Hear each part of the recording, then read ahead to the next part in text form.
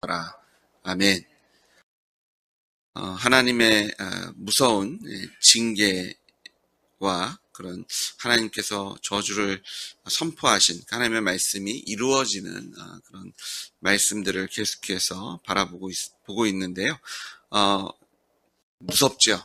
사실은 철저하게 그런 하나님께서 말씀하신 대로 아합 왕에게 속한 그 모든 가족들을 하나도 남겨두지 아니하시고 진멸하시는 그런 하나님의 무서운 징계를 바라보게 됩니다. 세상 사람들 중에 지옥은 없다라고 얘기하고 죽으면 그냥 끝이지 하나님은 사랑이시라며 우리를 그렇게 험하게 하지 않으시고 뭐 회초리를 대실 수는 있겠지만 우리를 이렇게 완전하게 망하게 하시진 않을 거다라고 착각하는 사람들이 있습니다. 천국이 있는 것처럼 지옥도 분명히 존재하는 줄 믿습니다. 하나님께서 선하시고 하나님께 우리에게 약속하신 모든 축복을 우리에게 주시는 것처럼 하나님을 배반하고 하나님을 버린 자들에게는 하나님께서 선포하신 대로 죄의 싹은 사망인 것, 하나님의 진노가 그 인생에 이루어지고 또 주님 다시 오실 때 온전한 심판으로 이 땅을 하나님께서 징계하시고 심판하실 것을 믿습니다. 오늘 하나님께서는요, 예후를 통해서 아합의 모든 남은 자들을 징계하고 계시고 진멸하고 계신 것을 보게 되고요. 이 예후가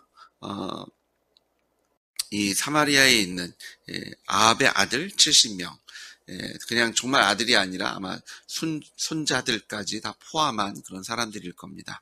70명이 그런 교육을 받고 있었다. 아합의 여러 아들을 교육하는 자들에게 편지를 씁니다.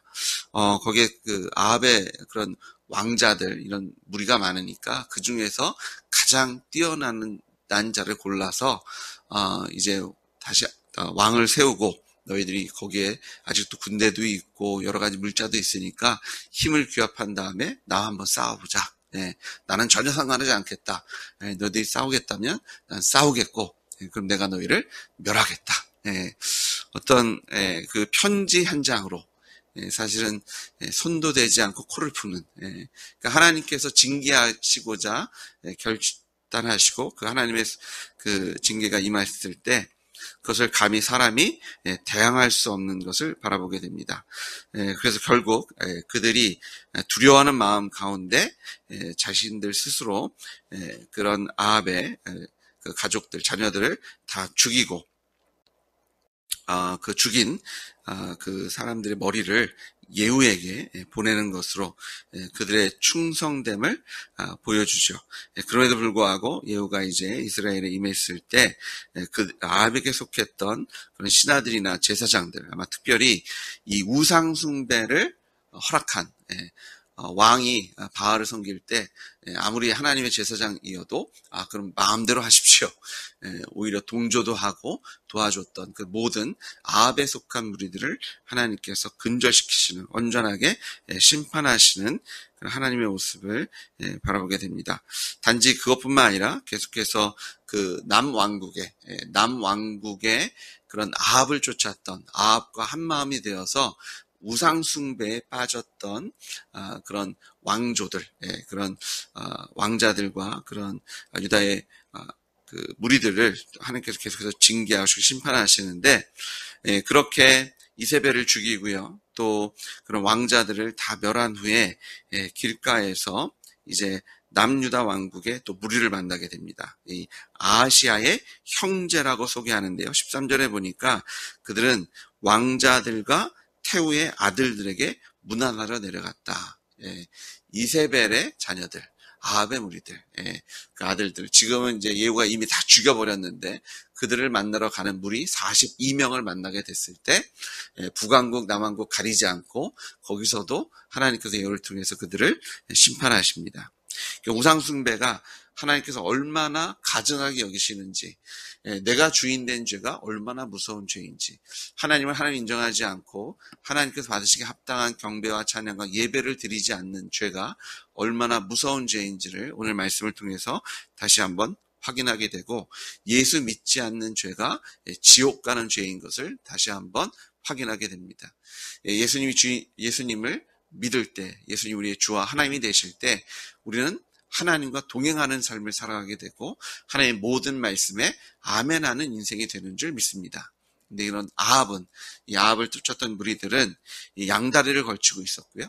어떤 의미에서는 이 우상숭배에 더 많은 무게를 두고 살았던 그런 북왕국의 무수히 많은 신하들과 제사장, 하나님을 섬긴다고 하는 무리들, 그리고 더 나아가서 이 하나님의 거룩하신 땅에서 바알 숭배자들이, 바알의 제사장들이 머리를 꼿꼿이 세우고 자신들의 권세를 누렸던 이 시기를 하나님께 더 이상 참지 않으시고 온전히 심판하시는 것을 우리가 보게 됩니다. 이런 하나님의 심판은 그냥 이루어진 것이 아니라 하나님께서 약속하신 대로 온전하게 이루어진 걸 보게 되고요. 특별히 하나님께서 이런 예우를 통해서 이루시는 것 가운데 그 북왕국 사람들에게 주신 마음이 뭐냐면 10장 4절에 보시면 그들이 심히 두려워하였다. 두려워하는 마음을 그들에게 주시는 것을 우리가 보게 됩니다. 사실 예수 그리스도를 주와 하나님으로 영접한 사람들은 더 이상 두려워하는 마음이 아니라 담대하고 당당한 마음으로 살아가는 줄 믿습니다. 여러분은 어떤 마음으로 주님 앞에 나오셨습니까? 물론 저희가 하나님을 경외하죠. 그것은 그런데 다른 종류의 두려움입니다. 너무나 좋고 너무나 감사하고 너무나 기뻐서 하나님을 향한 경외하는 그런 두려움이라면 지금 이 당시에 하나님께서 예우를 통해서 심판하실 때 그들이 느꼈던 두려움은 죽음에 대한 두려움이고 망했다라는 두려움이고 자신들에게 소망이 없고 희망이 없는 가운데 모든 것이 끝난 소망을 잃어버린 자들의 그런 두려움을 그들이 갖고 있는 것을 우리가 보게 되죠. 근데 예수님 안에서 우리는 담대함과 당당함을 가지게 되는 줄 믿습니다.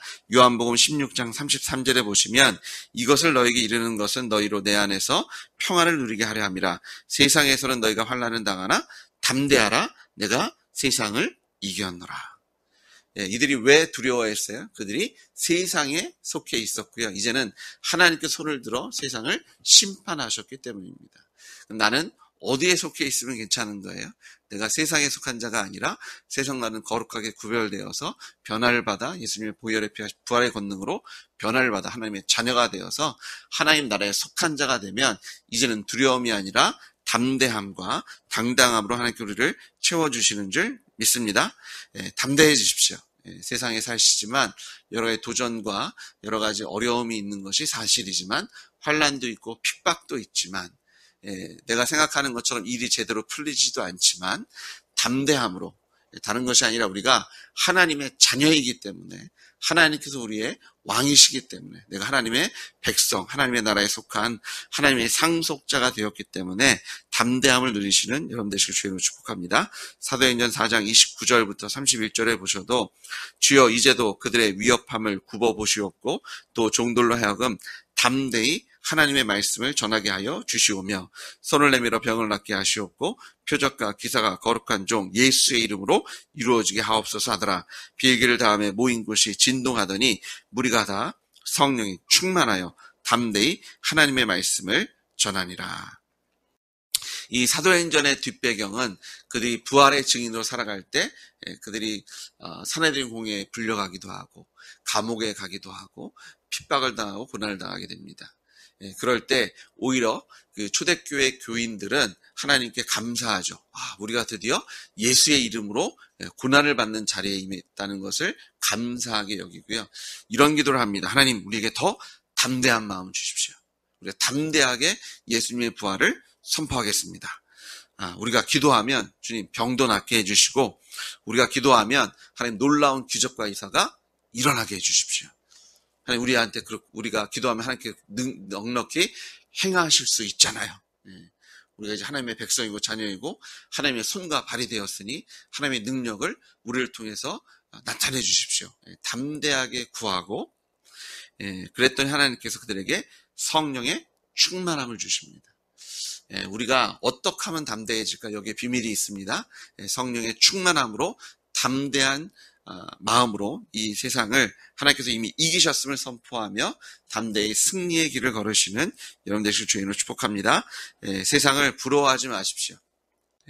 권력 있는 사람들, 힘 있는 사람들, 돈 있는 사람들, 내가 돈이 없어서, 내가 이런저런 것이 없어서 힘이 없고 담대하지 못하고 나는 쪼그라들 수밖에 없고 두려워할 수밖에 없는 인생이다라고 함부로 말하지 마십시오. 우리가 하나님의 자녀이기 때문에, 우리에겐 성령이 계시기 때문에, 우리가 기도하면 하나님께서 역사하실 것이기 때문에 담대함으로 믿음으로 살아가시는 여러분 되시길 주님으로 축복합니다. 오늘 우리가 읽은 본문에서 담대한 사람 하나가 등장해요. 다들 두려워하고 어떻게든 예후의 눈에 들어보려고 하고 자신들이 알아서 아합의 자손들을 막 죽이고요. 다 내놓지만 오히려 그럼에도 불구하고 하나님께서는 그들을 심판할 자들은 심판하시잖아요. 근데 예후가 한 사람을 만나는데요. 그와는 나와 함께 하자. 내가 너에게 진실함이 있는데 너도 나에게 진실하기 원하고요. 그러면 그냥 마음이 맞는 사람인가라고 저희가 착각할 수 있는데요. 그가 어떤 얘기를 하냐면 16절에 보시면 그 예후가 손을 내민 사람이 이런 얘기합니다.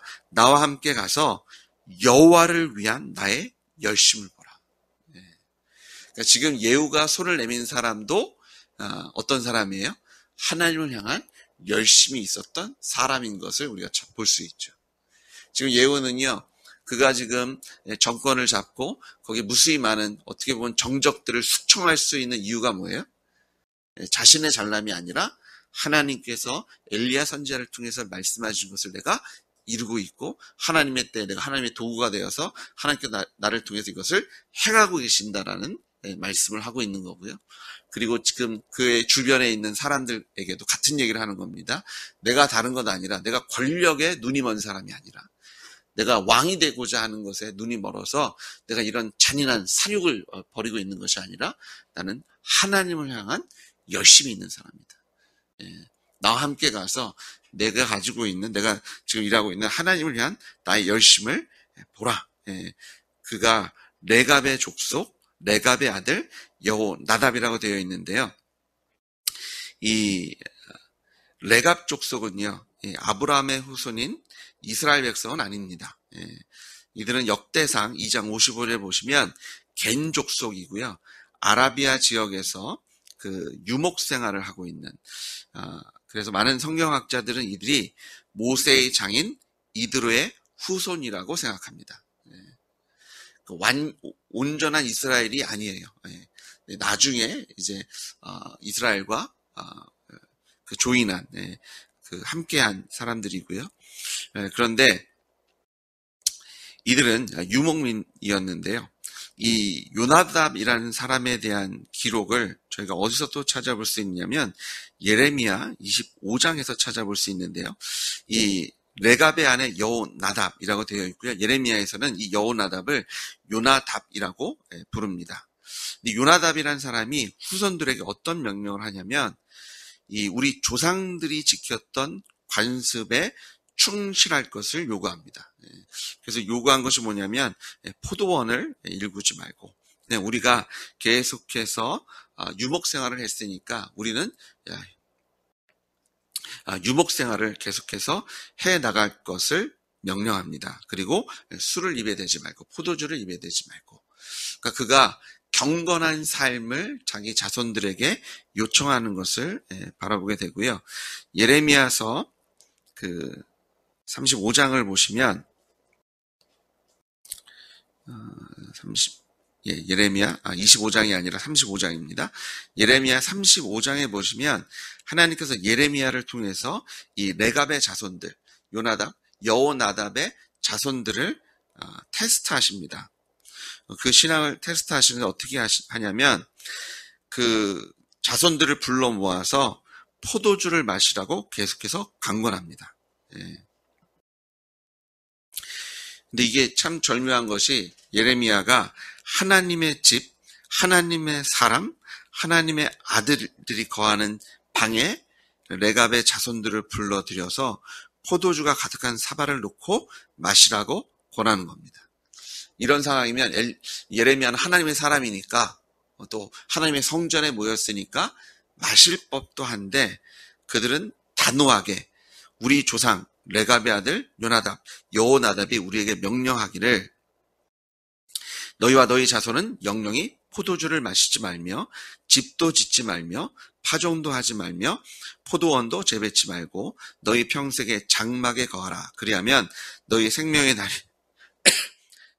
날이 길리라 하였으므로 우리는 우리 선조 요나답의 말에 순종하여 평생에 포도주를 마시지 아니하고 파종도 아니하고 장막에 거처하여 우리 선조 요나답이 우리에게 명한 대로 다 준행했습니다. 라고 고백합니다.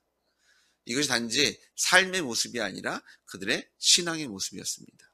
그들은 마치 거룩하게 구별된 사람처럼 하나님을 바라보며 그 세상의 풍조를 쫓아가는 것이 아니라 계속해서 하나님을 바라보고 요나답 자신의 선조가 이야기했던 것처럼 그런 믿음을 지켰던 사람들이고요. 그런 유혹이나 시험에 굴복하지 않았던, 그래서 그들은 경건한 사람들이었고요. 재물에 욕심이 없었고 무엇보다 영원한 천국을 사모하며 살아갔던 사람이다라고 성경학자들은 이것들을 이런 레갑 족속들이 요나답이 한 명령, 세 가지 명령을 해석합니다. 지금 예후는 그런 믿음의 선조의 역할을 감당했던 여호나답과 함께 동역하고 일을 해나가고 있는 것을 우리가 보게 됩니다. 하나님께서는요, 하나님의 일을 누구를 통해서요? 하나님의 일꾼들, 하나님의 자녀들을 통해서 행하시는 줄 믿습니다.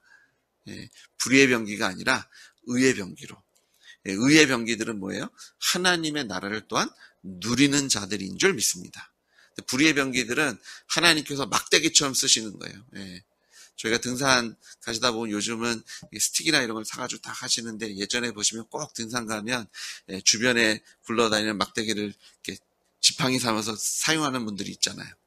그러면 그분들이 그걸 끝까지 집에까지 가져오나요? 아니요. 어느 순간이 되면 버려버립니다. 불의의 병기는 그런 존재들이잖아요. 근데 의의 병기는요, 하나님의 나라를 온전히 누리는 자들인 줄 믿습니다. 하나님께서 예후를 통해서, 그리고 여호나답을 통해서, 레갑 족속을 통해서 하나님의 뜻을 이루어 주시는, 오늘 우리가 그런 믿음의 사람의 자리에 서기를 소망합니다. 아니요, 이미 하나님께 우리를 그 믿음의 사람의 자리에 세워주신 줄 믿습니다.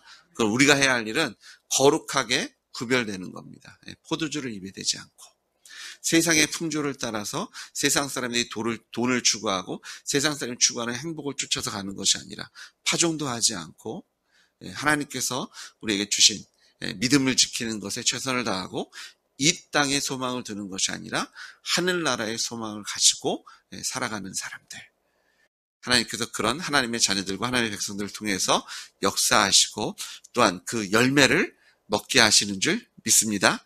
오늘 우리가 이 하나님의 일에 동역하는 자리에 서기를 소망합니다. 또 하나님께 우리를 통해서 하나님의 뜻을 이루어 주실 것을 또한 믿으시는 여러분 되시길 주님으로 다시 한번 축복합니다. 같이 기도하시겠습니다. 하나님, 여호나답을 바라보게 됩니다. 그를 통해서 시작된 그의 믿음의 그런 모습들이 예레미야 시대까지 그 자손들에게도 전해져서 그들이 믿음을 지키고 경건한 삶을 누리며 세상에 그런 정욕으로 살아가는 것이 아니라 천국을 사모하며 그들의 믿음을 지켰던 것처럼, 아버지 하나님, 우리로부터 시작된, 또 하나님께서 우리의 부모님을 통해서 우리에게 주신 이 믿음, 또 예수님의 십자가 부활로 우리를 구원하시고 많은 믿음의 선조를 통해서 우리에게 듣게 하신 이 복음의 능력을 아버지 하나님 우리가 누리게 하시고, 우리 때에서 끝나는 것이 아니라 우리의 자손들에게까지도 전하게 하셔서 끝까지 충성하는 믿음의 가정으로, 믿음의 교회로 든든히 세워주실 줄 믿습니다. 하나님, 우리를 통해서 하나님의 열심히, 하나님을 향한 우리의 열심히 드러나게 하셔서 하나님 영광 받아 주시고 하나님의 뜻이 이 땅에 이루어지게 하여 주시옵소서. 하나님, 우리도 거룩하게 포도주를 입에 대지 않는 경건한 모습으로 하나님 섬기기 원하고 세상의 정욕으로 사는 것이 아니라 성령께서 우리에게 주시는 열정으로 살아가기 원하고 천국을 사모하며 살아가기 원합니다. 우리가 충성되이 주님과 동행할 때 우리로 하나님의 영광을 누리게 하여 주시옵소서. 예수님의 이름으로 기도드렸습니다. 아멘.